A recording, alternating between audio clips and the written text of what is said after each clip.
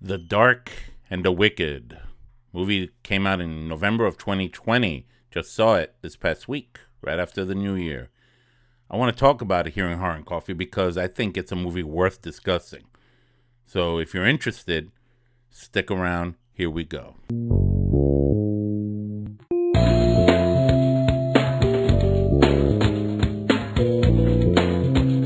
Happy New Year, everybody. This is Ralph Perez, your host from Horror and Coffee, and I am here to let you know that we have more movies to review this year. Old ones, new ones, short ones, long ones. If you like what you've seen so far in this channel, please consider subscribing. Tap on that bell for future notifications for future Horror and Coffee content. I want to talk about this movie that came out in November called The Dark and the Wicked. Yeah, some of you have actually asked me to check it out, and I was like, okay, I'll check it out. So I checked it out, and it was good.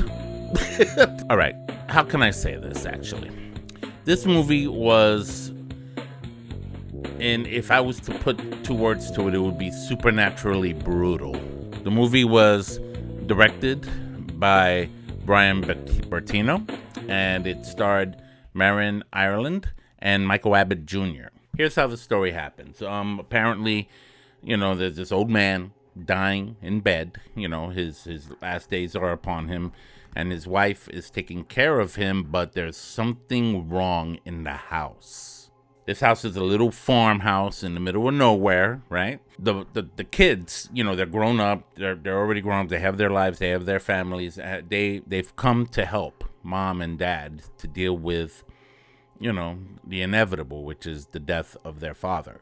The mother gets upset at them about coming. They're like, "You shouldn't have come. You shouldn't have come." And it's like, why? We're here. We're the kids. He's our dad. We got to be here for him. When this happens. And in spite of all the extra care from a nurse that comes in daily to help and stuff like that, mom is really off.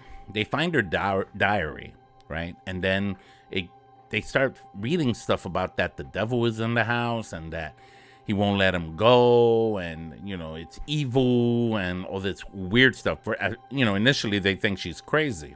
Events start unfolding in the course of the film where they have to admit eventually that there is something going wrong here in the house.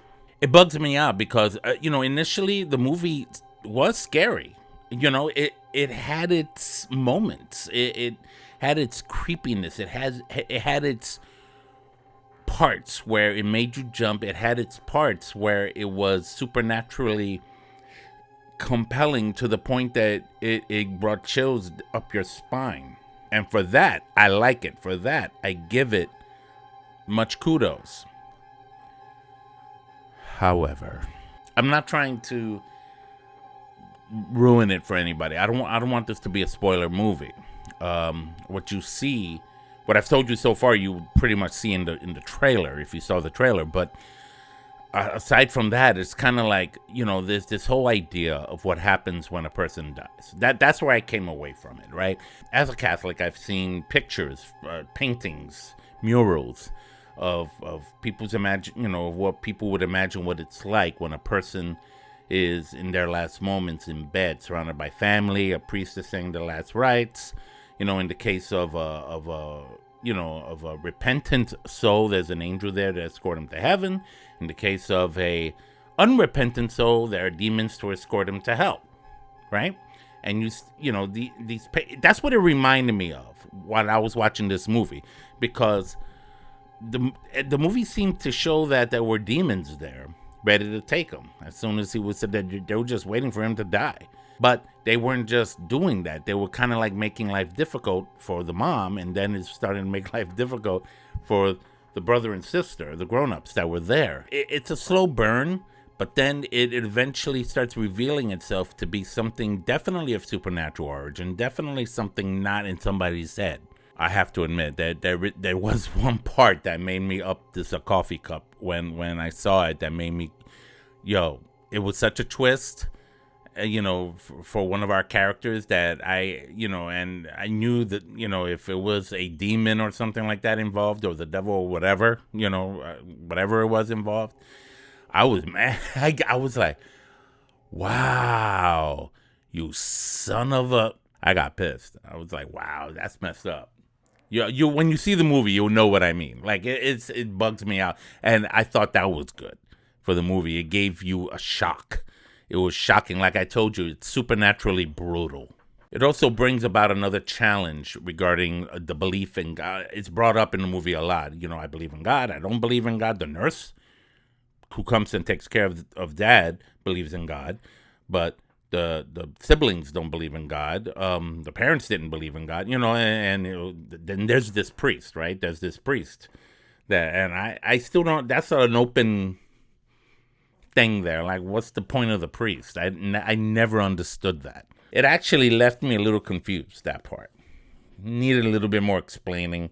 And to be honest with you, this movie almost kind of wanted me to start asking the question, well, why would this happen to this family particularly?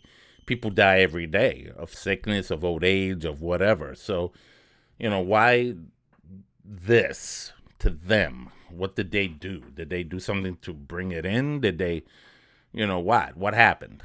And you don't really get that answer. And so that was kind of frustrating for me. However, it doesn't take away from the twists, the special effects, the horror. There was horror in this film, straight up. It was like I said, very brutal. And it's when everything started unveiling towards the end, you really felt. I felt a lot of sympathy, especially for the sister. She seemed more in tune with what was going on than with the brother. The brother was trying to make smart decisions, and he kind of does, to try to like go around things. But I think there was a lot of symbolism in this movie. There was this whole area where they kept sheep and goats mixed together. And I don't know if that was done on purpose. I mean, they could have used cows, they could have used pigs, they could have used horses, but they used sheep and goats, literally those two kind of animals in one, pen. It kind of reminded me of the whole, there's a reading in Matthew 25 where Jesus talks about when he comes back, he's going to separate the sheep from the goats, the sheep to heaven, the goats to hell, right? Which is, believe it or not, one of the reasons why Satan is represented as having a goat's head. Believe it or not, it came from that. Yeah, it came from that. But I digress. The movie seems to symbolically imply that there are choices to be made before you die. And sometimes the supernatural does not wait till after you die to mess with you with that. In this particular film, they showed up pretty much well before. However, I have to admit, I wasn't too pleased with the third act, and I'll just leave it at that. I don't want to give too much away. I kind of gave you a bit of a synopsis of the film, but I don't want to give more away than I might have already done. So watch it for yourself. For this reason, in spite of the scares and in spite of the twists, in spite of all of that, I'm only going to give this film only 2 coffee cups.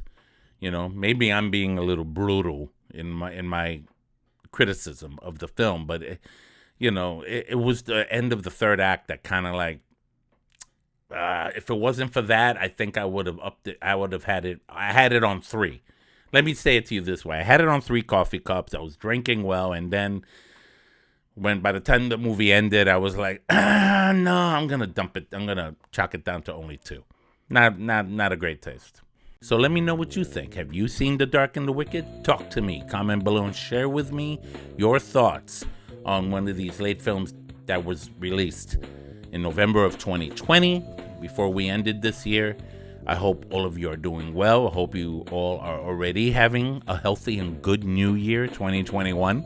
Looking forward to seeing what this year, new year, brings about in regards to everything in life in general, but definitely in the realm of horror films. So much to cover. I got plans. Stick around. You'll see what I mean.